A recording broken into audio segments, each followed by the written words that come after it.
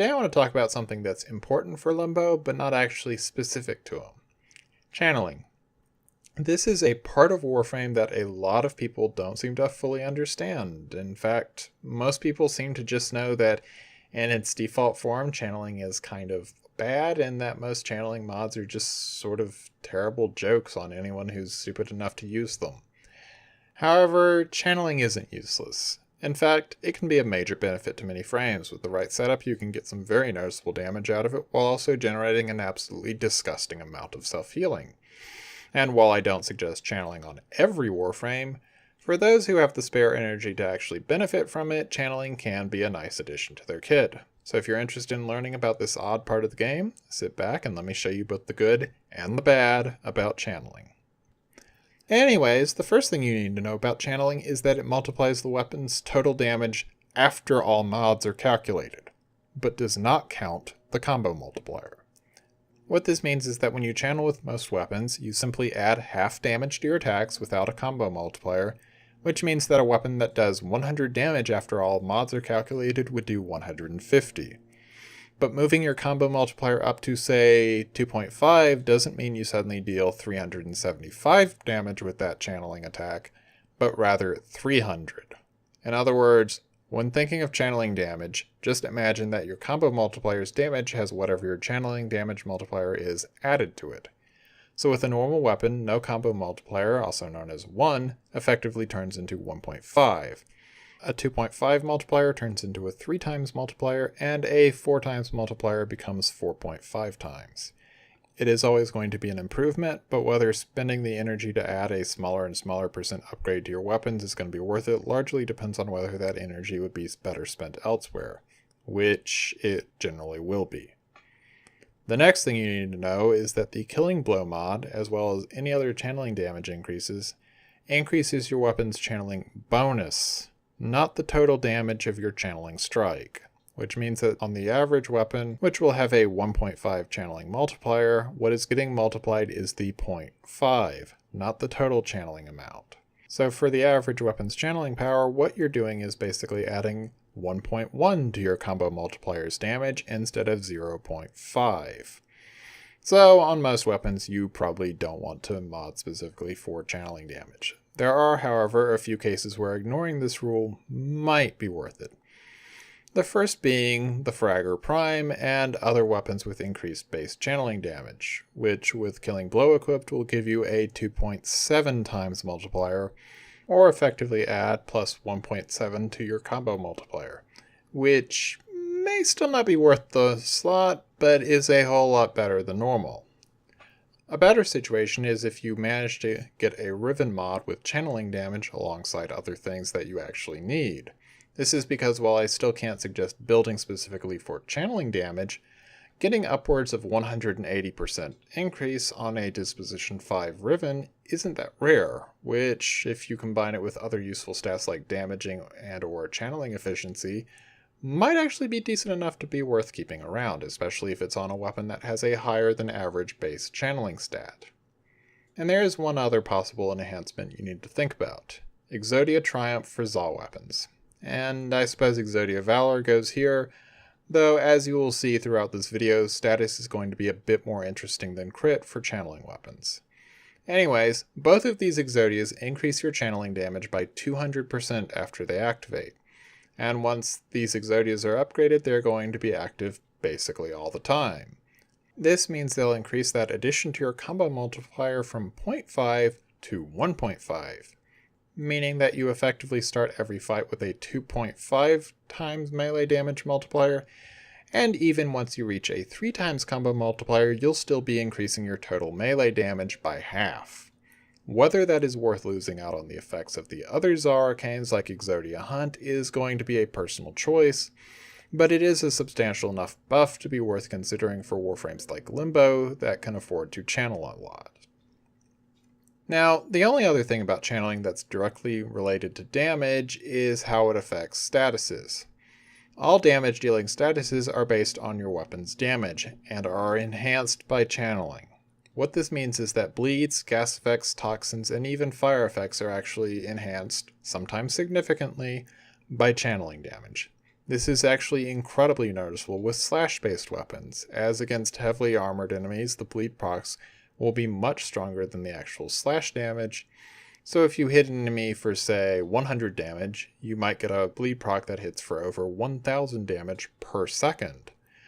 This is one of the reasons that I highly suggest getting a damage over time effect on a weapon you intend to channel with, rather than something like corrosive or viral. While those elements are nice, and yeah, there's still going to be a few times where they do still come out on top in killing speed, channeling can dramatically enhance the effect of damage over time weapons, and can surprisingly often end up making dot-based weapons more effective than the more common elemental choices when channeling, especially if you are also rocking a channeling damage amplification of some sort.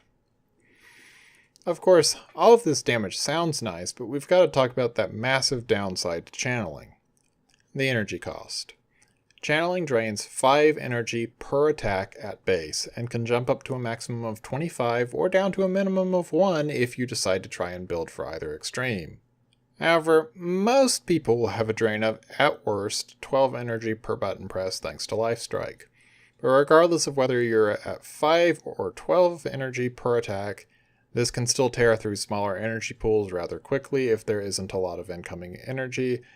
And while there are certain mods, particularly Revens, that can reduce this energy drain, there is actually a very simple thing to note that will result in much slower average energy loss without actually using up a mod slot. You see, the energy drain is per attack that hits an enemy, not per swing, not per enemy hit, but rather by button presses that result in at least one enemy being damaged. So if you've got a Galatine or an Atarax or something else with massive range, and you hit a cluster of enemies with Life Strike equipped, you will not drain 96 energy in one attack, you'll drain 12. So if it takes you, say, 12 button presses to kill a cluster of 8 level 100 Bombards, you'll only lose 144 energy rather than something stupid like 1152, which is what you'd get if you hit 8 enemies 12 times each. So yeah, as much as I love my Balas and my Nami Skylas, you're going to be far, far better off channeling with a monstrously large weapon like the Doctrum or a Polearm Zal. Alright, now that we've covered the way energy and damage works with channeling, there's one last thing to talk about: unique channeling-based mods. No, I'm not going to talk about Killing Blow again, or Reflex Coil, or any other of the damage or efficiency-based mods, as what's important about those has been explained earlier, and anything that I say now will just add to this video's length without really increasing its content. But there's still some mods that change channeling in some important ways, and they should be talked about. Well, okay, maybe Focus Defense shouldn't be talked about that much. It increases your armor when you're channeling. Specifically, it increases it by 20%, and reduces channeling efficiency by 140%. Yeah, I don't care if you're Limbo or Rhino, this is not worth a mod slot. It's barely worth a spot in your mod collection. Just turn it into Endo, or at least leave it on the Orbiter with your infested Kubros and other useless things. Similar situation with Quickening, Enduring Strike, and True Punishment. These are all things that you can use, but please don't. The stats on these are just dreadful, and would need to be increased by 3 or 4 times before they can actually be seriously considered. I mean, the best is Enduring Strike, which increases your status chance by 60% at the cost of some energy, but you could just equip a dual stat mod and get the same benefit all the time without channeling, and get a nice damage bonus on top of that. However, while it looks like it's as terrible and useless as the already mentioned mods, and really in some ways kind of is, Enduring Affliction is actually a legitimately interesting mod, though its only even potential use is for extremely high level content.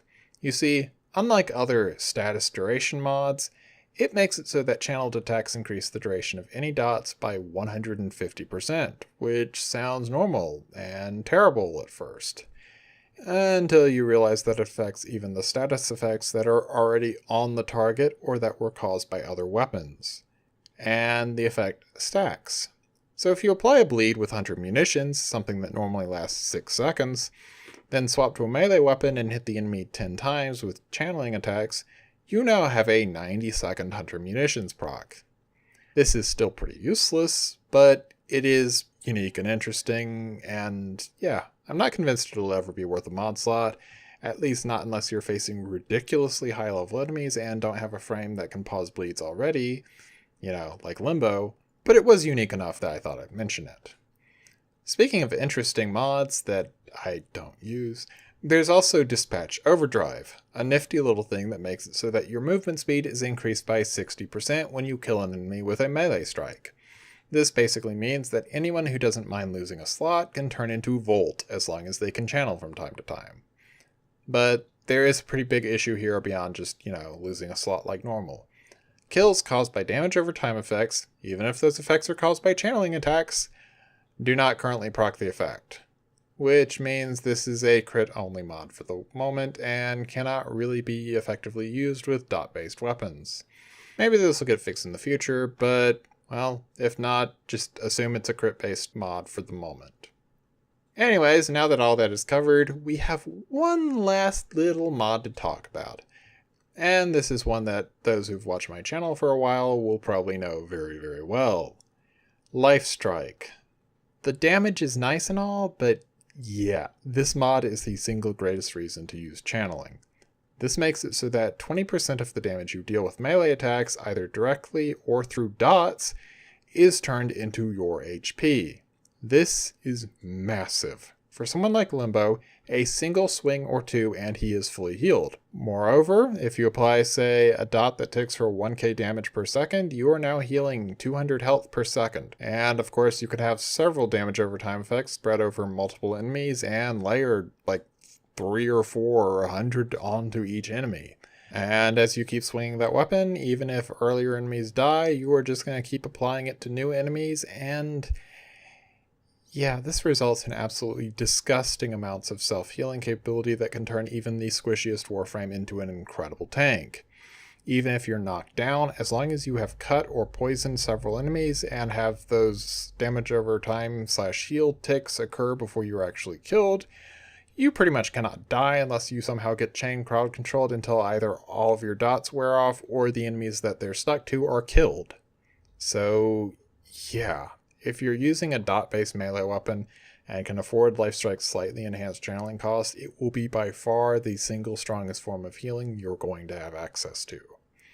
Unfortunately though, for most frames, Lifestrike will be noticeably less impressive with a crit-based build, as it will pretty much only apply on the strikes themselves and on dots caused by your stance, which will result in much less constant healing.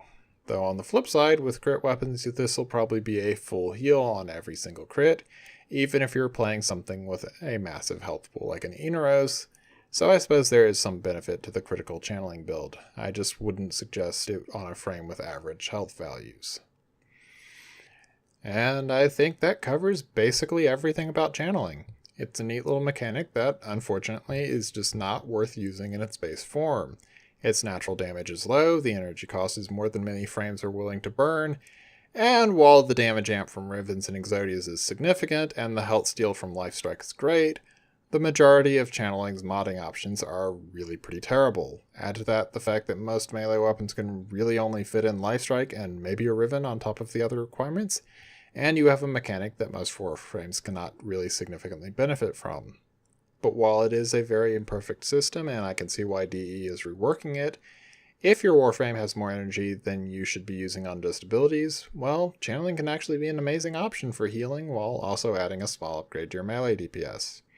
Just be aware that without Exodias or Rivens, it will be far more useful as a way to access a Lifestrike rather than a significant way to enhance your damage output. As always, if you've enjoyed the video or learned anything, please leave a like and subscribe, and I will see you later. Farewell.